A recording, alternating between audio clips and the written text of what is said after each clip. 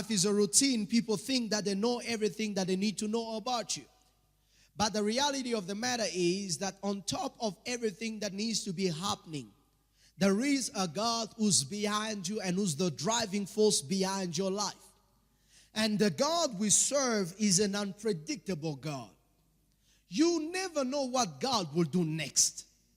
You never know what God will do next. Even after you've had a great mighty time in His presence, you never know what God will do next. You never know about it. You have no idea of what God might do with you next. You have no idea of where God might take you to the next place. You have no idea, because the God we serve is an unpredictable God. If they can say, okay, last Sunday he came in this dress, and next Sunday it surely is going to dress this thing, because people look at your life, look at the path of your life, and they're able to predict based on what has happened before. But for God, even when you study history, you cannot be able to determine how He will do things. You won't be able to know how God will do things, because our God is unpredictable. And one of the things that one needs to know for them to know victory, or for them to have victory, is to be able to study the routine of their opponents. If I want to have a boxing match, I will be able to watch videos of my opponent, his previous fights, his previous confrontation that he's had. So I study his strategics, I study his ways of doing things, I study his tactics, I study his way of doing things, so that I can be able to predict when he wants to do something that will knock me out. But for God, you are never enough informed. You are never enough learned. You never graduate from the school of God. I say you never graduate from the school of God, because you are constantly learning. Until the day you die, you will continue to learn things about God that even 15 years of ministry, 50 years of ministry, 60 years of ministry still gonna surprise you. Why? Because God is unpredictable. He is God when I'm alive. He is God when I'm dead. What He does not make Him God. He is God. We all have to be conscious of the fact that where God is taking us, it is at a place before there was any beginning. He was God already. Before the foundation of the world was formed, He was God. Genesis chapter 1 verse 1 says, at the beginning God. It wasn't a man, it wasn't his work, it wasn't what he could do, it was Himself. He was God all by Himself. God is God in silence, God is God in speech, God is God in prophecy, God is God in deliverance, God is God when I win, God is God when I lose, God is God when I die, God is God when I am alive. That's the reason why Paul says, whether I am alive or I am dead, it is all glory to the Most High God. Because what I am or what God does in my life, it is nothing of His identity. I cannot box God. I cannot tell myself that, you know what, because God gave me a few $100, because God gave me a few $1,000, because God gave me a few $1 million, God gave me a few million rand, and then I get excited and I say, God, you must be God. God is God whether I am broke or whether I'm rich. God is God whether I got nothing or I have everything at all, because God does not need to do anything to prove to nobody that He is God. He is God. That's all. So I have some faith in me that tells me whatever I may go through, God is able to carry it out. I came to tell somebody, just because they ask for it does not mean you gotta give it out. It's a new season. You feel the pressure that your job is about to be lost. You feel the pressure that your child is about to die. You feel the pressure that my health is deteriorating.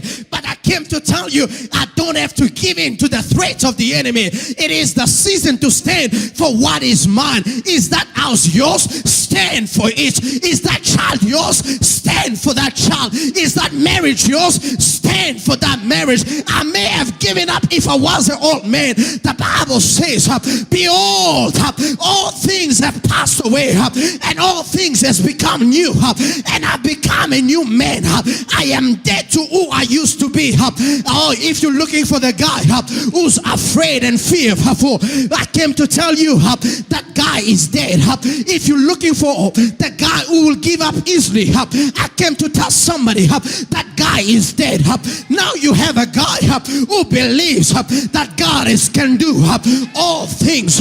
Now you're looking at a guy who believes even when there is no way, God will make a way for me.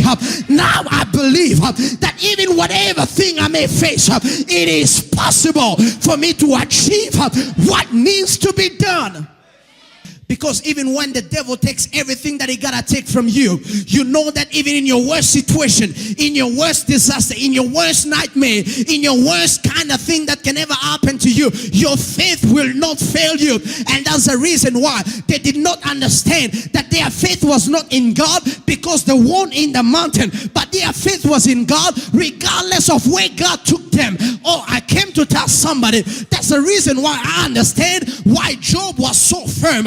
Even when the devil took him into a valley and got to a place, he lost his children, he lost his possession, he lost his farms, and everything that made Job who he was, it was lost. God brought him in the valley thinking that the devil will win over him this time. But the Bible says, in all things, Job did not sin against God. Why? Because even in the valley, Job knew that God was God. You gotta be able to believe, even when money is not coming into your account, God is still God. You gotta be able to believe that even when no income is coming, God is still God. This Sunday morning, I don't care if you got money or not, I don't care if you got joy or not, but I came to tell somebody, even in the valley, believe that God, He is God. And they were getting ready. Today we're gonna win. Today we're gonna overcome.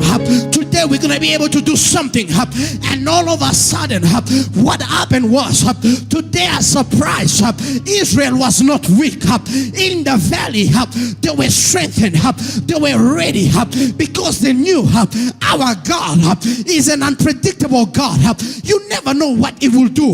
Let us just believe. Let us go with His flows. Oh, I came to tell somebody, even when God takes you into places where you feel uncomfortable, believe, because God is unpredictable. Even when He takes you through turns of failures, still believe, because our God is a God who's unpredictable. This Sunday morning, I am here to tell somebody, they might take you into the valley trying to fight you and thinking they will win over your life. They chose the wrong place, because the Bible says, even in the valley of shadow of death, I will fear no evil, for you are with me. Who is with you? It is a God strong and mighty. Who is with you? It is the God who rose on the third day. Who is with you? It is the God who has all the power. Who is with you? It is the God who can turn water into wine. Who is with you? It's the God who can bring you back to life even when you're dead after 3 days. Who is with you? It is God. David, Paul said, if God be for me, who shall be against me? This Sunday morning, you are not alone. The God of the unpredictable, you have entered a season where something is about to happen, regardless of where you are. Somebody say valley. Say mountain. Somebody say valley. Somebody say mountain. The Bible says, even when I make my bed, if when I go to heaven, you are there. If I come down on earth, there you are also. If I make my bed in hell, there you are also. There is no place where God is not. I said there's no place where God is not. In your joy, God is there. In your pain, God is there. In your lack, God is there. In your income, God is there. Don't tell me God is not God because I got no money. Don't tell me that God is not God because he can't heal me. Don't tell me that God is not God because he came late. God, I say God, he is God on the mountains. He is God on the valley.